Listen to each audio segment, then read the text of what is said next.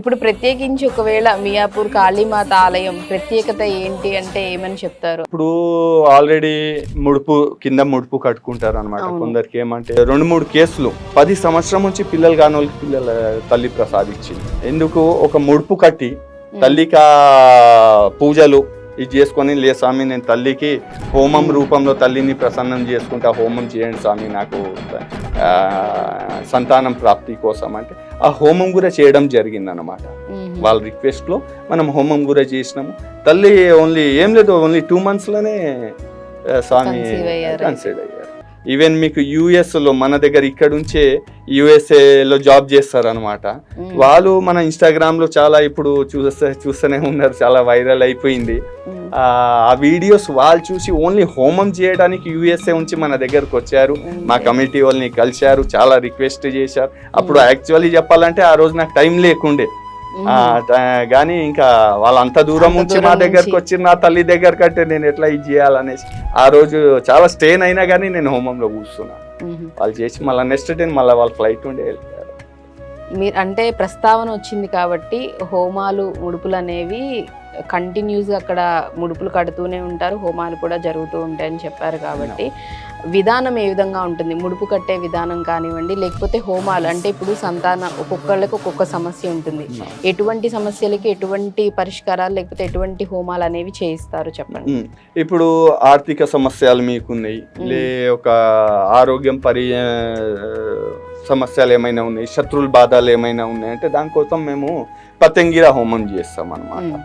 ఇంకా మిగతా విషయాల కోసం తల్లిని ప్రసన్నం చేసుకోవడానికి మహాకాళిది చేస్తాం అనమాట. ఇంకా వేరే బాధలు ఏది మా దగ్గర రాకుండా అన్ని నెగిటివిటీని దూరం చేయడానికి కాలభైరవ హోమాలు చేసుకుంటా ఉంటాం, ఇట్లా చేస్తా ఉంటాం. ముడుపు అనేది ఒక మొక్కు. ఇప్పుడు తల్లికి 1 type ఆఫ్ అగ్రిమెంట్, సరేనా? అదేమంటే తల్లి ఇది నీ దగ్గర పెడుతున్నా, నీకు గుర్తుండడానికి ఇది ఒక సింబల్.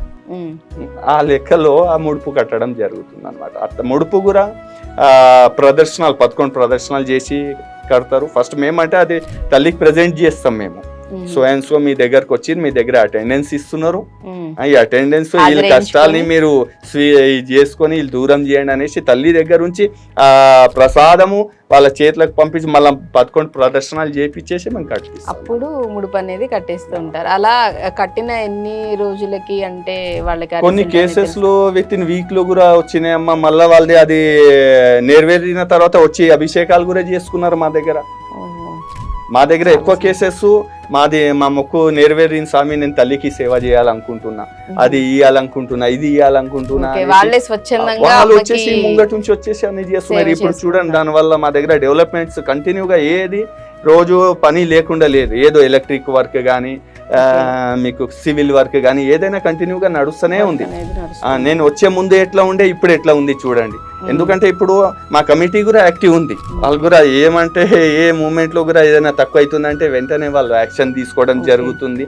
దానికి డెవలప్మెంట్ చేయాలని భావనతో ఉంటే కంపల్సరీ డెవలప్ అవుతుంది అన్నమాట. కమిటీ సభ్యులు కూడా చాలా మీకు చాలా సపోర్ట్ చేస్తున్నాం. ఓకే, హెల్ప్ఫుల్ గా దాని వల్లనే ఇంత జనాలు కూడా పెరగడము, ఇంత డెవలప్ అవ్వడము, ఇవన్నీ ఆ కమిటీ సపోర్ట్ లేనిది కాదు. ఓన్లీ నేను ఒకటి తలుసుకొని ఏం చేయగలను.